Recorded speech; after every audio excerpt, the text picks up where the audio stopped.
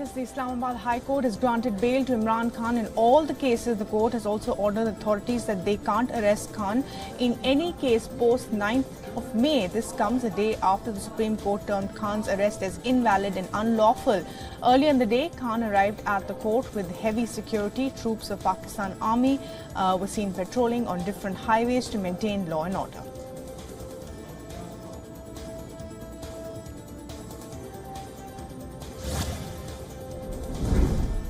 Israel's Iron Dome missile defense system intercepted rockets fired from Gaza towards the southern city of Sderot. Sirens warning of incoming rocket fire went off in areas outside of Jerusalem for the first time since fighting intensified this week. Israel's military said it resumed striking targets in Gaza belonging to the Islamic Jihad militant group.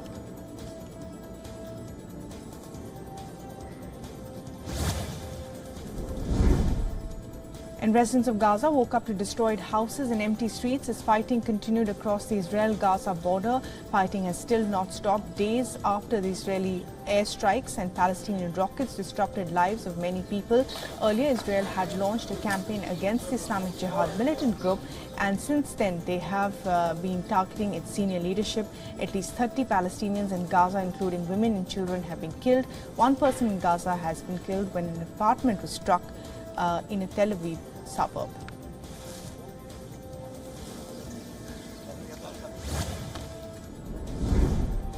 Sri Lanka on Thursday launched a project to electrify 500,000 of its tuk-tuk taxis over the next 5 years with the help of the United Nations Development Programme. The project was unveiled in Verahera, a town on the outskirts of Colombo, by the Transport Minister and the UNDP officials, who were given a demonstration of a petrol-fueled tuk-tuk turned electric van and tuk-tuk. UNDP will fund the conversion of the first batch of 200 tuk-tuks under the project.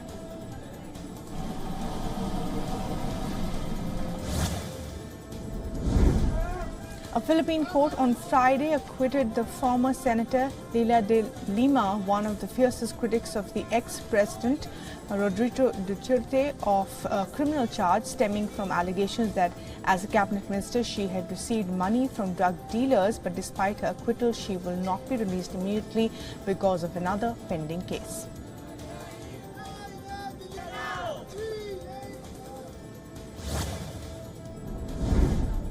In Taiwan, a train collided with a crane that had fallen onto the tracks, resulting in 1 death and injuring 10 others, and fire trucks and ambulances were present at the accident spot in the western city of Taichung.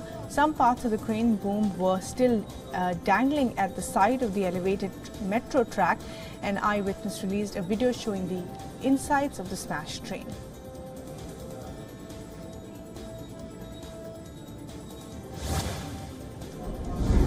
Twitter CEO Elon Musk on Thursday said that he has found a new chief executive for the social media platform. He stopped short of announcing the name, but said that the new CEO will be joining in 6 weeks' time. Musk said he will transition to become the executive chairperson and chief technology officer, where he will oversee product, software and development. The move is likely to allay Tesla investors' concerns, who have been increasingly worried about the time that Musk is devoting to Twitter.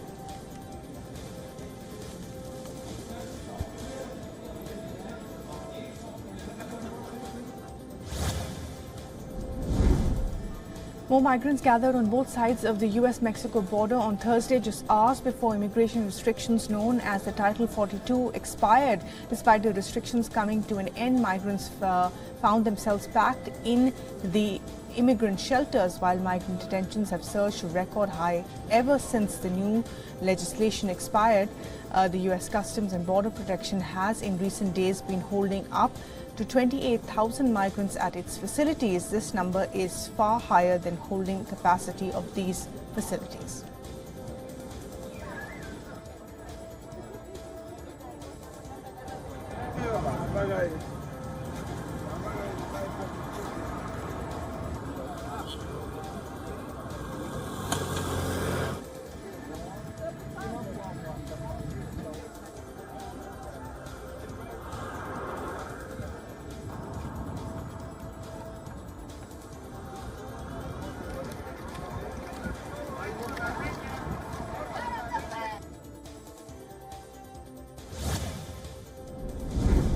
The United States has raised concerns with South Africa regarding docking of a sanctioned Russian ship last year at one of its ports. The State Department on Thursday said it has raised the issue with multiple South African officials. The U.S. ambassador to South Africa said that Washington was confident that the Russian vessel had loaded weapons and ammunition from a naval port in Cape Town, while South African President Cyril Ramaphosa neither confirmed nor denied the claim, but assured the House the government is looking into the matter.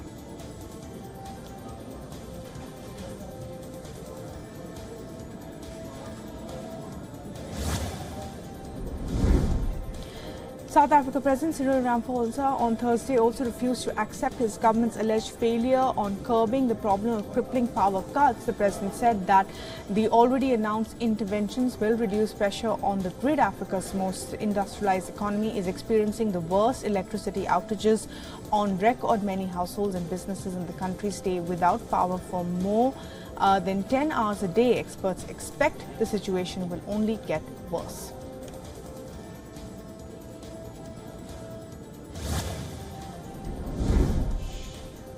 The U.S. House of Representatives on Thursday approved a Republican legislation intended to stop immigrants and illegal drugs. It targets the nation's southwestern border with Mexico. The legislation, if passed in the Senate, will set tight limits on the asylum seekers and require them to apply for the U.S. protection outside the country. It also would resume the construction of a wall along the border and expand federal law enforcement efforts. The House voted 219 to 213 to pass the bill, with no Democrats in favor and one Republican opposed.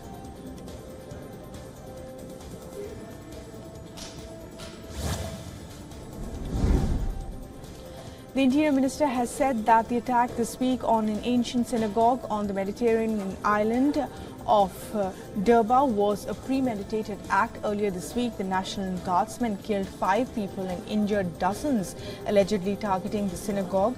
France's anti-terrorism prosecutor's office has opened an investigation into the killing, as a French citizen was among the victims. The Tunisian Interior Minister also called on security services to be vigilant for any efforts to destabilize the country.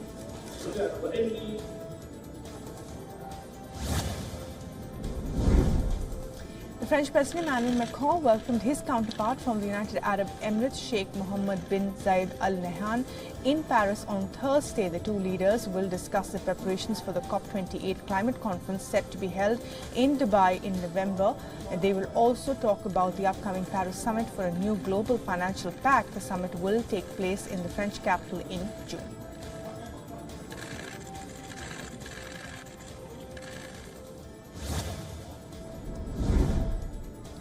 A commissioner from the European Union has said that no significant cases of arms smuggling into Europe from Ukraine have been observed. The claim was made by the EU Commissioner from Europe, Home Affairs, on Thursday during a visit to Kyiv. However, she acknowledged that some individual cases of small arms being taken out of Ukraine had been observed and said that these were mostly individuals attempting to take weapons out as trophies or for personal protection.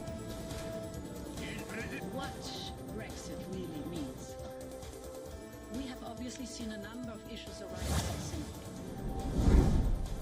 Venezuela and Colombia agreed to boost the number of troops stationed along its shared border at informal crossings. The decision is taken on Thursday during a meeting between the defense ministers of the two countries. The agreement aims to tackle criminal groups which are often indulging in drug peddling. The officials did not specify how many troops would be sent to the border nor when. The Colombian defense minister highlighted his country's efforts to hit criminal groups' finances as a way of weakening them would take place.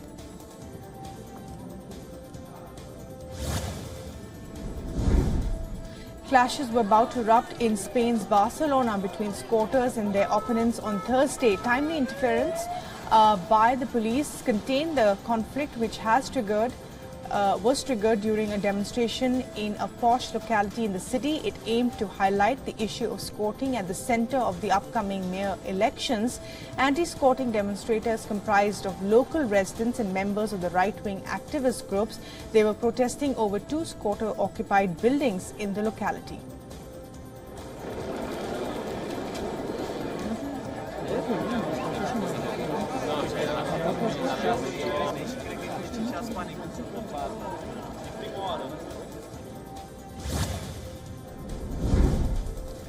Striking Hollywood writers protest working conditions. Some are seeking more than a new labor contract. Single members of the Writers Guild of America gathered outside the Universal Studios this week for a combination of picketing and a dating mixture.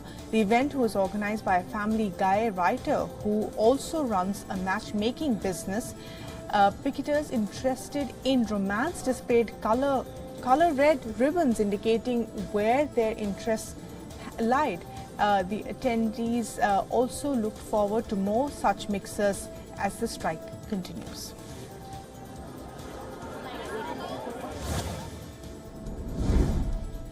Japanese experts have raised concerns about strengthening relations between US, Japan and South Korea. They warned that the alliance and the US constant interference in Asian affairs will not bring peace in East Asia but would rather escalate tensions. The concerns come after Japan altered its national security policy and Prime Minister Kishida paid visits to both US and South Korea.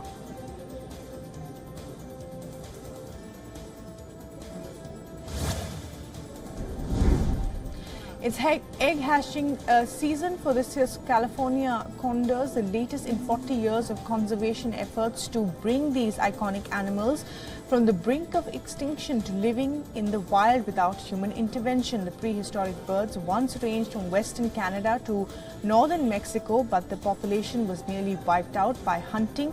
More birds still die in the wild each year than the number of chicks that are born both in nature and in captivity and survive annually.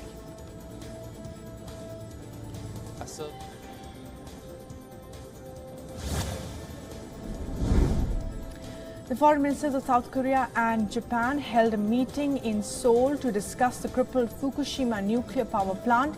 The officials from both the foreign ministries for sciences and climate change attended the meeting.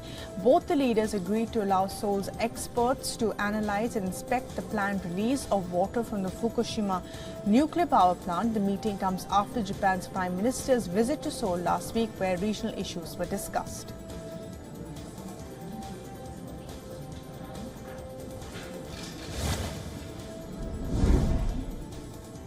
Citizens of a tiny mountain village in the eastern Canton city in Switzerland have been asked to evacuate by Friday on account of an impending landslide. A local official said that the landslide is expected to happen anytime in the next few days or weeks. The officials also said that if it happens in portions, it will be the most favorable outcome for the village. However, if the landslide happens in one chunk, it may prove disastrous.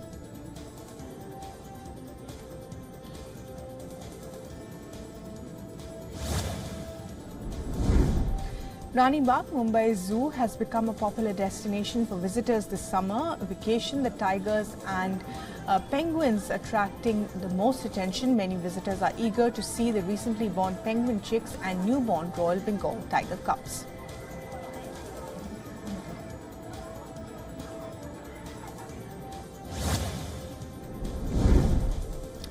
Climate activists have thrown red paint on Sweden's Ministry of Finance building in Stockholm, demanding the government to stop funding fossil fuels. The group Scientist Rebellion is a sister organization to Extinction Rebellion.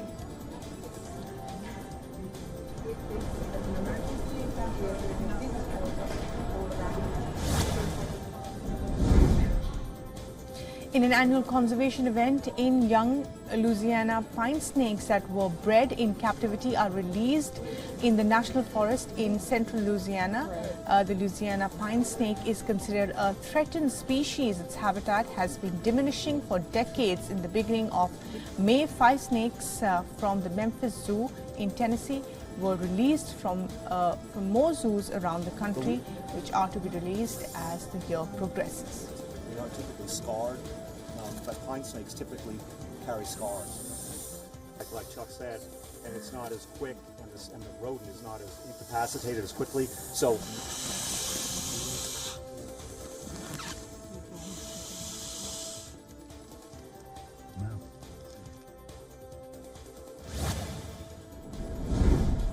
The Peruvian Zoo in Lima commemorated Mother's Day by inviting visitors to meet the zoo's youngest residents. Guests got to experience an adorable moment of overload by looking at Joey, the baby monkeys and white-tailed deers.